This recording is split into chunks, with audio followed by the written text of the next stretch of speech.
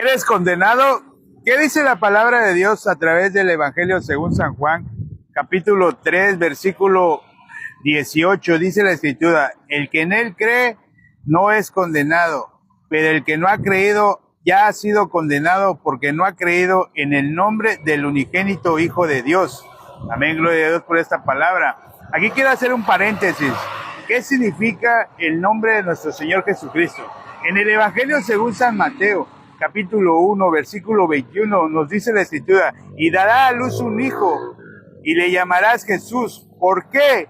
Porque él salvará a su pueblo de sus pecados. Entonces, el nombre del unigénito Hijo de Dios significa salvador de los pecados de su pueblo. Hay mucha disputa por el cómo decir Jesús, Jesús, Yeshua, Yahshua.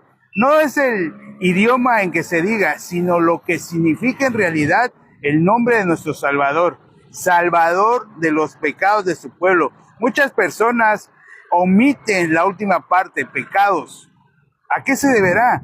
Se deberá a su punto de vista o a cómo ven a Jesús, como una emoción, como una electrizante forma de sentir. No, la palabra nos dice en el Evangelio según San Juan, capítulo 1, versículo 12, que todos los que han creído en su nombre les ha dado la potestad de ser hechos hijos de Dios. No sigas pisoteando de ninguna manera la sangre de nuestro Señor Jesucristo. No te sigas considerando pecador, porque desde el Antiguo Testamento, en Zacarías capítulo 3, versículo 9, dice que Jehová quitaría el pecado del mundo en un solo día.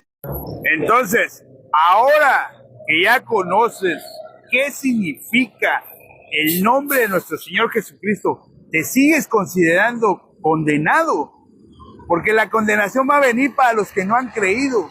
Es solamente creer en el Evangelio, que es el poder de Dios para salvación a todo aquel que cree. Pero muchas veces pensamos, nuestro propio punto de vista se opone a creer. ¿Por qué? Porque nuestro punto de vista nos dice que tenemos que hacer algo para poder agradar a Dios, pero no hay nada que agrademos a Dios.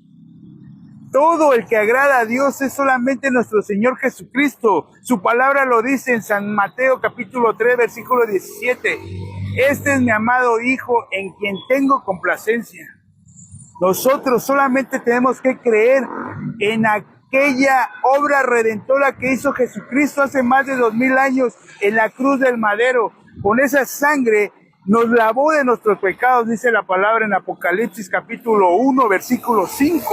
El que nos amó nos lavó de nuestros pecados. Hoy en día muchos se siguen considerando esa lápida que cargan de ser pecadores, pero ya no te sigas considerando pecador. La única manera de pasar de las tinieblas a la luz es creyendo que Jesús murió por tus pecados, conforme a las Escrituras. Amén. La paga del pecado es muerte. Jesús tenía que morir.